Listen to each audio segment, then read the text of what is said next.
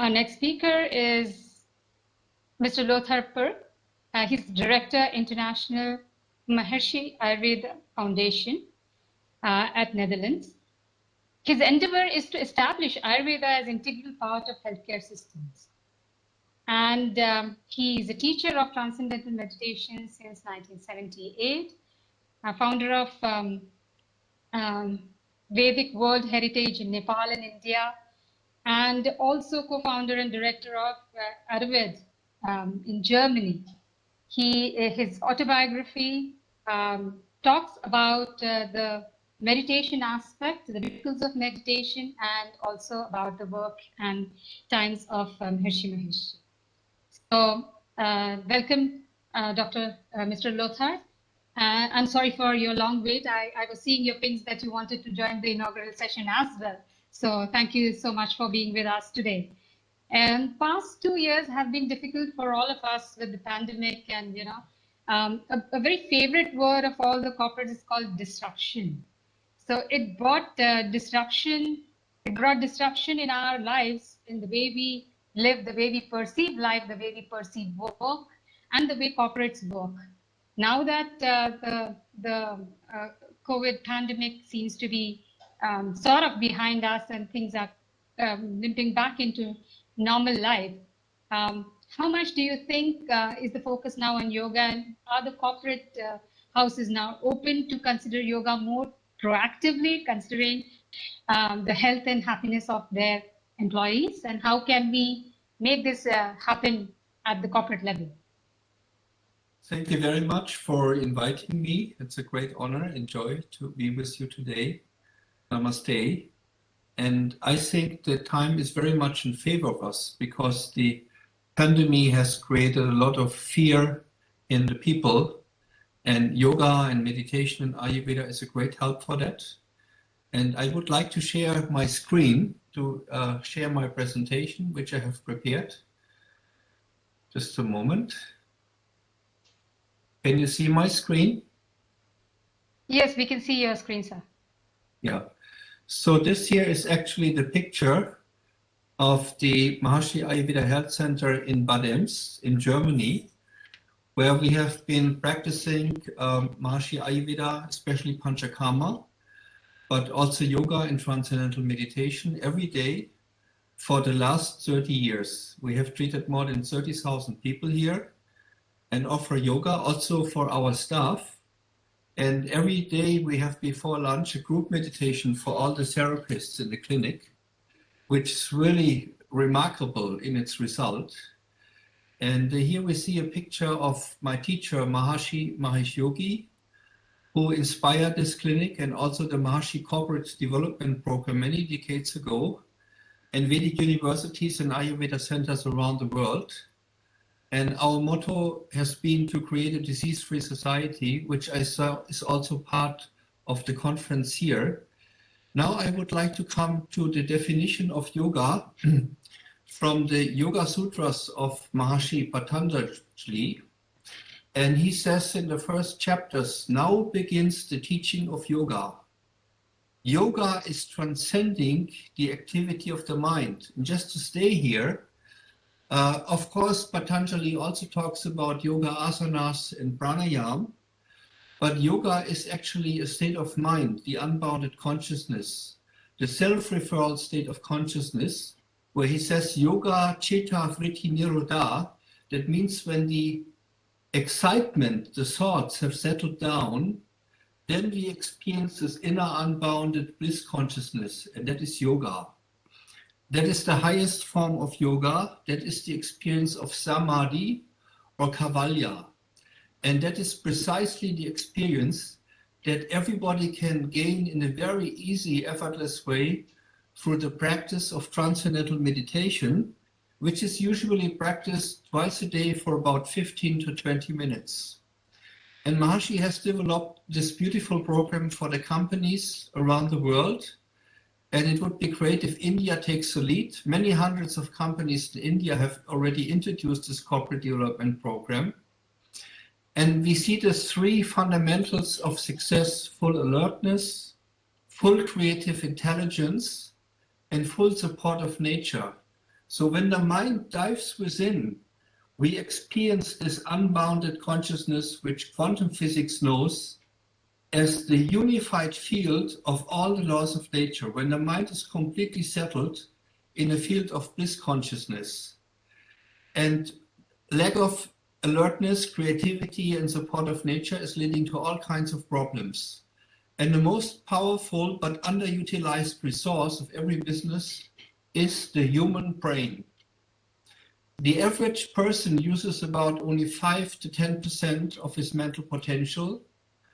And in a German biggest business magazine, they said you pay 10 billions of brain cells as your employees, but only 10% of these cells come to the work for you. So we offer here really a supreme knowledge, and I must give great credit to the heritage of India, the land of the Veda. We have benefited so much from AyurVeda and yoga in the West, and I see a very great future for the whole world to transform towards positivity through this knowledge. So consciousness is the most fundamental resource of every business. It creates alertness, organizing power, creativity, motivation, intelligence, and health.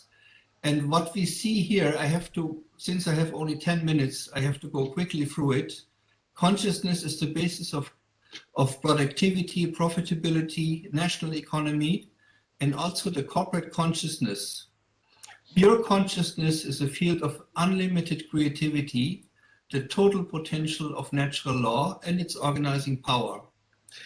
And it enlivens the transcendental meditation within a few minutes, this very profound state where the physiological rest is much deeper than during deep sleep, but we are fully alert.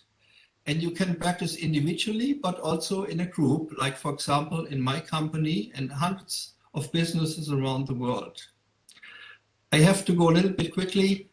We have conducted, or there were 600 studies were conducted over the last 40 years in more than 250 universities around the world, and they have been published. And what is very interesting is that within a few minutes, the brainwave activities during transcendental meditation show the increase of coherence. Different parts of the brain that we have not been using so far, they are becoming activated, and this results in increased intelligence, increased creativity, the ability to focus attention, broader comprehension, and the levels of rest, comparing the oxygen consumption, which is going down during sleep after about 6 hours to minus 16%. During TM, the rest is about twice as deep, minus 16% of oxygen consumption. And this results in reduction of stress, lower plasma lactate, lower breathing rate, cardiovascular health is improving a lot. More than $20 million were spent by the American Health Department for doing research on the benefits on heart diseases and transcendental meditation. It would be really fantastic to go into that.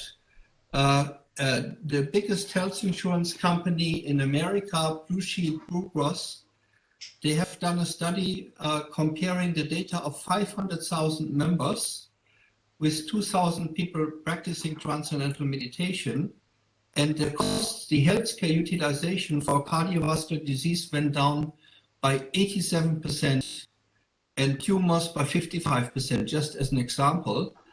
There are many studies from health insurances around the world that really show the significant results of transcendental meditation for better health.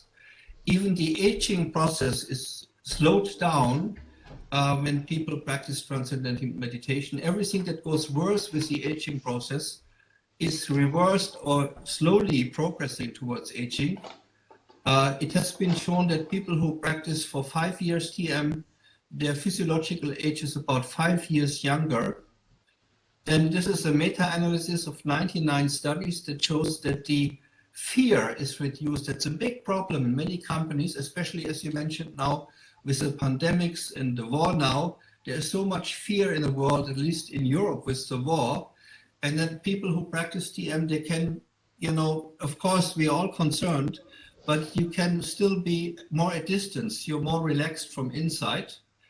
It has been proven that the job performance increases, the relationships at work improve, the job satisfaction increases when people practice TM, health and vitality improve. This is a leading manufacturing company in America with 2,500 employees. And you see that stress is reduced, physical complaints are reduced, cholesterol is reduced. The Japanese government did a research here that shows that they decreased physical complaints, decreased anxiety. So we would need more time to go into that, and I will be happy to have another opportunity to go into detail. And it's all because we are contacting this cosmic management, which is underlying everything, which is called the Atma, which is called the Brahman, which is our own self. And the whole universe is perfectly organized from that level. And transcendental meditation is the technique to really settle down the activity of the mind, to reach the source of the thinking process, to pure consciousness, the pure intelligence.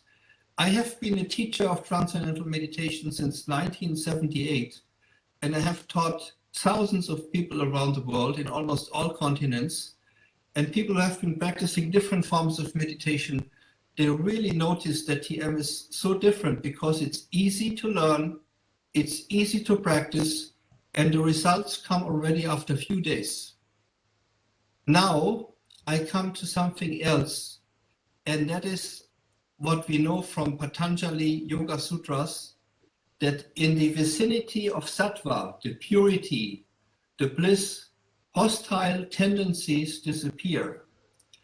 The state of yoga, which I described before, is a state of non-harming consciousness, a state of sattva or harmony. And that is called in Patanjali's, the father of the yoga systems, ahimsa, non-violence. Establish in non-violence, enmity in divinery is neutralized. And it has been found through about 40 sociological studies, when a big number of people is practicing transcendental meditation, about 1%, then the collective health, which is shown by less terrorism, less war activities, economic prosperity is improving. We would need about 1% of India's population. That means we have 10 million people in the companies practicing transcendental meditation. And for that, we can create coherence in the collective consciousness for the group dynamics of consciousness. Alternatively, if we can't get 10 million people, 10,000 siddhas who practice the yogic flying, the TM City program, will have the same effect. So what I would suggest is let's encourage the companies of India to introduce these programs also for the collective health, and India will be the shining example for creating peace and prosperity in the world.